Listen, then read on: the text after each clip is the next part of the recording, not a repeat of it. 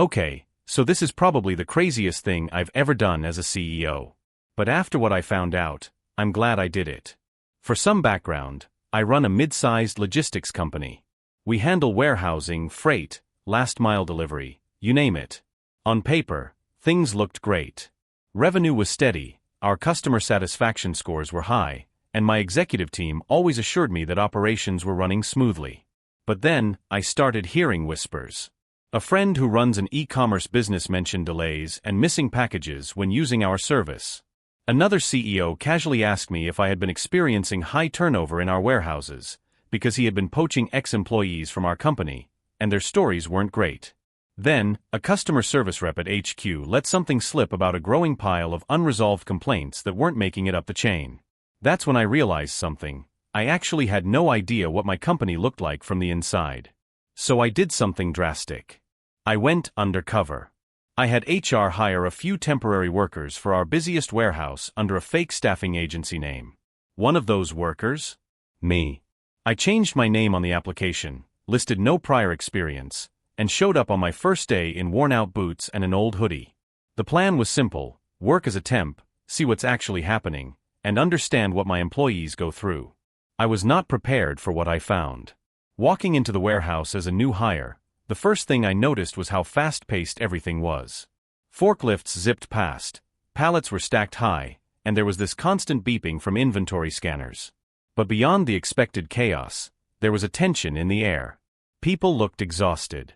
A supervisor named Marco walked in, clipboard in hand. "All right, new guys, listen up. This isn't a daycare. We move fast, we lift heavy, and we don't have time for slackers. If you can't keep up, don't waste my time. No introductions. No welcome speech. Just a warning." The other new hires, mostly younger guys, just nodded. I kept my mouth shut, blending in. Marco split us into teams. I was assigned to unloading, which meant pulling packages off incoming trucks and scanning them into inventory. Within 10 minutes, I was drenched in sweat. The work wasn't just physically demanding, it was relentless. No breaks, no slowing down. You stop for a second, you get yelled at. After 2 hours, I was gasping for air, my arms burning. A guy next to me, maybe in his late 30s, noticed and muttered, "Yeah man, that first shift always hits hard." I nodded and forced a laugh. "Does it get easier?" He smirked. "Nope. But you stop caring after a while." That stuck with me. During our break, which was just 10 minutes standing by the loading dock, I overheard two guys talking about someone named Luis. They canned him last week. For what? Asked for a day off. No way. Yeah. Marco said if you can't show up when they need you, you're dead weight. I kept my head down, pretending not to listen. But inside, I was fuming. That was not how we were supposed to operate. We had policies in place to protect employees from exactly this kind of treatment. So why was it happening? But it wasn't just that. The equipment was in terrible shape. The conveyor belts were loud and rattling, like they were one bad day away from breaking.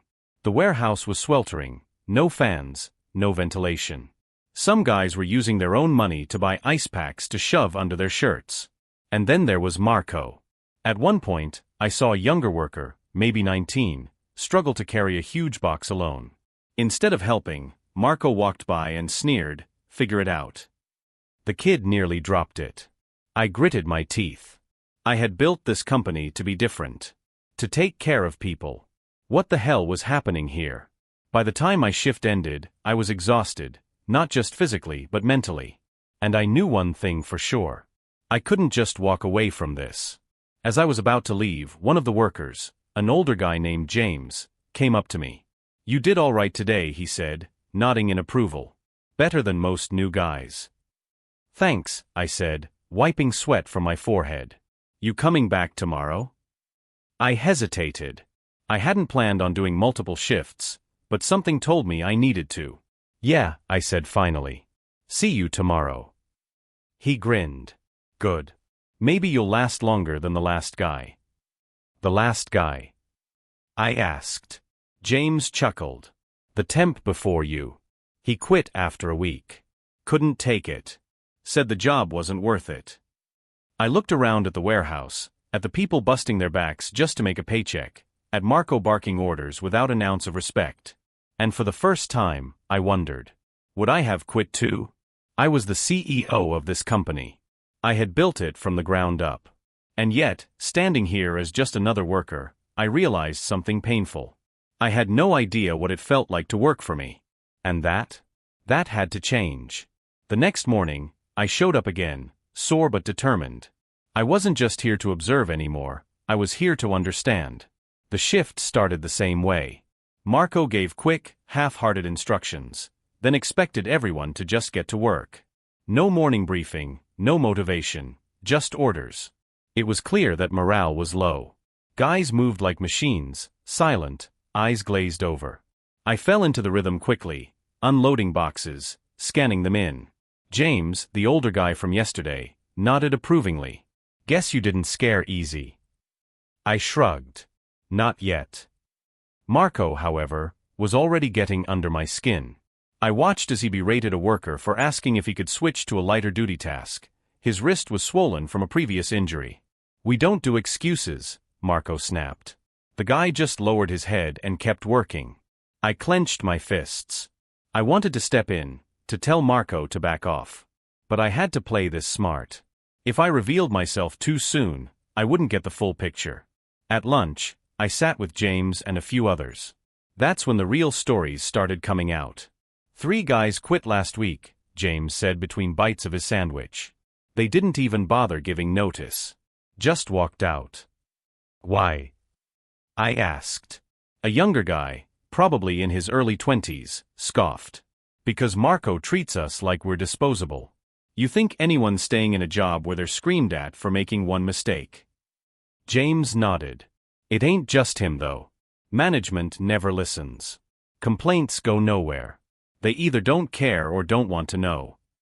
I bit the inside of my cheek. I was management. And I was sitting here, listening to them describe a company I didn't even recognize. Ever met the CEO? I asked carefully. James chuckled. Nah. He's probably in some fancy office, looking at numbers, thinking everything's fine. I forced a laugh, but my stomach turned. They weren't wrong. I had been looking at numbers. But numbers didn't show exhaustion. Numbers didn't show fear. Numbers didn't show Marco breaking people down, one shift at a time. By the time lunch ended, I knew what I had to do. It wasn't enough to just see this firsthand. It wasn't enough to just listen. I needed to fix it. And Marco? He was about to get the surprise of his life. That afternoon, I decided to push things further. I wasn't just going to observe anymore, I needed to see how deep the problem ran. Marco had already made it clear he had no patience for anyone who slowed down. But I wanted to test what would happen if I wasn't just another nameless temp blending into the background. So, I made a mistake. Not a big one, just enough to see how he'd react. I accidentally mis-scanned a pallet, marking it as delivered instead of in transit. Within seconds, Marco was on me. Are you serious? He snapped, striding over. Do you have any idea how much time it takes to fix that? Sorry, I said, playing dumb. Still getting the hang of the scanner. He let out an exasperated sigh and pinched the bridge of his nose, like I had just personally ruined his entire day. Jesus, this isn't rocket science. Do you think before you press buttons, or are you just that slow? The guys around us went silent. I felt my heart rate spike, but I kept my face neutral. I'll fix it. Marco shook his head. No. You'll stay out of the way. I don't have time to babysit. He turned to James. Watch him. Make sure he doesn't screw up anything else. Then he walked off without another word. I exhaled slowly. I wasn't surprised, just angry. James gave me a sideways look. Tough break. He's worse when corporate's not watching. That bad? I asked. James scoffed. You have no idea. And don't bother reporting it. Complaints never make it past the managers. That was the moment it clicked for me. Marco wasn't the problem, he was a symptom. The real issue? There was no accountability. Employees weren't just afraid of him, they didn't believe anyone above him cared. And that was my failure. But not for much longer. I let the rest of my shift play out, watching closely, memorizing details. Marco was an equal opportunity tyrant. He belittled everyone, barked orders, and played favorites with the workers who kept their heads down and never complained. The worst part? No one fought back. They were exhausted, beaten down by a system that had taught them resistance was pointless. By the time I clocked out, I knew I had seen enough. The next morning, I came back. But this time, I wasn't in steel-toed boots and a hoodie. I was in a crisp button-down and slacks. I walked right past the loading docks and into the manager's office. Marco was sitting at his desk, scrolling through his phone. When he saw me, he frowned. Can I help you?" I leaned against the doorframe. "Yeah, Marco. We need to talk." His eyes narrowed. "Who the hell are you?" I pulled out my company ID and placed it on his desk. His eyes flicked down, and I watched the color drain from his face. "My name is," I started, but he cut me off. Mr. Last Name." He shot up from his chair. I didn't know you were coming." "That much is obvious." He forced a laugh, but there was panic behind his eyes. "If I'd known, I would've." I held up a hand. "Don't bother. I've already seen everything I need to see." Marco's mouth opened, then shut again. I stepped forward, letting my words settle. "I've spent the last few days working under you, Marco. I've seen how you run this warehouse. And I've seen how you treat people." He swallowed hard. "Look, No," I interrupted. "I'm not interested in excuses." I let the silence stretch, let him sit with the weight of what was coming next. Finally, I said it. "You're done here." His jaw clenched. "Wait, hold on, let's talk about this." "There's nothing to talk about." My voice was calm, final. "You've created a toxic work environment. You've ignored policies, mistreated employees, and driven people out of this company. That ends today." He stared at me, his face shifting from shock to anger. "You can't just." "I can," I said, "and I am." For the first time, Marco didn't have a comeback. He knew it was over. He ran a hand over his face, let out a humorless chuckle. "So that's it, huh?" "That's it," I said. "Clean out your desk." Marco grabbed his things, muttering something under his breath. But I didn't care. Because as he stormed out, I turned to see James and the rest of the crew gathered near the doorway watching. And for the first time since I'd stepped foot in that warehouse, I saw something new in their faces. Hope. This wasn't over. Not by a long shot. But for the first time, I was finally taking back control. After Marco left, the entire warehouse felt different. Lighter. The workers weren't celebrating, not yet, but they were watching, waiting to see what would happen next. I stepped forward. "Listen up," I said, my voice carrying across the room. "Things are going to change. Starting today." No one spoke, but I saw the cautious curiosity in their faces. I turned to James. "How long have you been here?" 7 years, he said, crossing his arms. "Then you know this place better than anyone." I met his eyes. "I need someone I can trust to help fix what's broken. You up for it?" His brows shot up. "You serious?" "Dead serious." James hesitated, then nodded. "All right. Yeah. I'm in." I clapped him on the shoulder, then looked at the rest of the team. "We're short a supervisor, and I'd rather promote from within. We'll figure that out together. But first, I need to hear from you. What's broken, what needs fixing, and what'll make this a place you want to work?" A younger worker, the same one Marco berated for struggling with a heavy box, raised his hand. "We need more people. We're always understaffed." "Noted." Another spoke up. "Better equipment. The conveyor belts are falling apart." "Already on my list." Then James added, "Respect. We need leaders who actually give a damn about us." I nodded. "That starts now." The shift ended with something I hadn't seen before, people talking, standing a little taller. The problems weren't solved yet, but something had shifted. For the first time in a long time, they knew someone was actually listening. The next morning, I showed up before anyone else. I needed to set the tone. When the first workers arrived, they They did a double take seeing me in the break room, sleeves rolled up, clipboard in hand. No CEO airs, no formal speech, just a guy ready to work. James was the first to approach. "You really here to fix this place, or is this just a show?" "Fair question. I wouldn't be here if I wasn't serious," I said. "But I can't fix what I don't understand. That's why I worked a shift here. And that's why I need your help." James studied me for a second, then nodded. "All right. Let's see what you got." I spent the next few hours side by side with the crew, listening as they worked. The stories I heard made my stomach turn. One guy, Luis, the one I'd heard about getting fired for asking for a day off, had been with us for almost a year. His kid got sick, and he needed one day to take care of him. Marco refused, saying it was peak season. When Luis insisted, he was let go on the spot. Another worker, a woman named Carla, had been here for 5 years and never gotten a raise.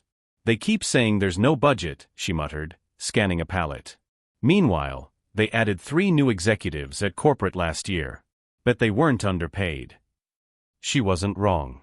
Then there was the issue of safety. The busted conveyor belts weren't just an inconvenience, they were a hazard. You ever see a 50-pound box fall off one of these and nearly take a guy out? James asked. "Because I have. Twice." I made notes, but inside I was fuming. How had it gotten this bad? Simple. I had trusted the wrong people.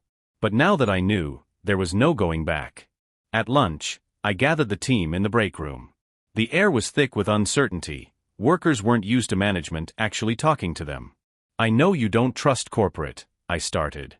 "And I don't blame you. But I want to make this place better. Not just for the numbers, not just for efficiency, but for you." Silence. Then James crossed his arms. "All right. What's the plan?" I took a deep breath. "First, we're hiring. No more running skeleton crews." A few nods. "Second, safety upgrades start this week. New equipment, fixed belts, better ventilation." That got a reaction. Then I turned to Carla. "And raises. We're reassessing wages across the board. We're going to make this fair." That got murmurs. Skepticism. Hope. Finally, I met James's eyes. "And leadership. We need supervisors who know what it's like to be on the floor. People who actually care." I glanced around. "So, I'm offering you the job." James blinked. "Me?" "You," I confirmed. "If you want it." For the first time, he looked genuinely speechless. Then he exhaled and nodded. Yeah, I do." A slow ripple of applause started, small but real. It wasn't everything. It wasn't an overnight fix. But it was a start. And for the first time since stepping into this warehouse, I felt like I was finally doing my job right. The changes started immediately. By the next shift, I had already signed off on hiring 5 new workers to ease the pressure. I brought in a maintenance team to fix the conveyor belts, replace broken equipment, and install better ventilation. The team watched, some still skeptical, others quietly hopeful. James had stepped into his new role as supervisor with ease. The guy was a natural leader, firm when he needed to be, but also the first to help when someone struggled. He had respect, something Marco had never earned. I kept working alongside them, showing up every day. Not as a CEO hiding in an office, but as someone who wanted to earn back their trust. And it worked. One afternoon, Carla pulled me aside. "Never thought I'd see the day," she admitted, arms crossed. "What day?" I asked. "The day corporate actually gave a damn." I grinned. "We're not corporate. We're a team." She huffed a laugh. "Yeah, well, you're the first one to act like it." The real moment of truth came a week later when I held an open forum. I wanted to hear everything: what needed improvement, what policies weren't working, what they wished leadership understood. I expected hesitation. Instead, I got a flood of voices. More flexible scheduling. Safer working conditions. Better pay for senior staff. Managers who actually listen instead of just covering their own backs. I took every word seriously. By the end of the meeting, something had shifted. For the first time, they weren't just talking at management. They were talking with leadership. And that's when I knew, this wasn't just about fixing one warehouse. This was about changing the entire company. It didn't take long for word to spread. Other warehouses started hearing about what we were doing, how we fired Marco, how we were fixing broken policies, how I had worked the floor to see the reality firsthand. And then, the emails started coming. From managers. From supervisors. From workers in locations I hadn't even thought to check. Some were simple, "Is this real?" Others were more direct, "We need this too." That's when it hit me, this wasn't an isolated problem. It wasn't just one bad warehouse or one toxic manager. It was systemic. And I had been blind to it. So I made a decision. I called an emergency meeting with my executive team. Some of them looked nervous. Others, annoyed. I could already hear the pushback forming. I started by laying it all out, what I had seen, what I had heard, what needed to change. I talked about Marco, the workers he had driven out, the safety issues, the way leadership had been ignoring the people who actually made this company run. I didn't sugarcoat it. And then I made it clear, we were overhauling everything. More hiring. Better pay. A leadership review at every warehouse. Secret shopper programs. An anonymous reporting system where workers could safely report issues without fear of retaliation. And most importantly, every single executive was going to work a shift on the floor. The room went silent. Some of them exchanged looks. A few of them didn't like it. I didn't care.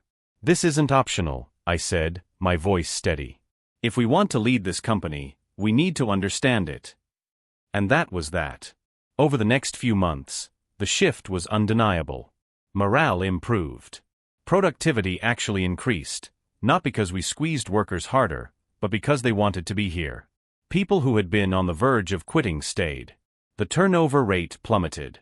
And for the first time in a long time, I felt like I was truly running my company, not just watching it from a distance. One day, James called me over. "We got a guy starting tomorrow," he said. "New hire." He smirked. "No. Executive. Doing his first shift." I smiled. Good. Because this wasn't just a one-time fix. This was how things were going to be, for good.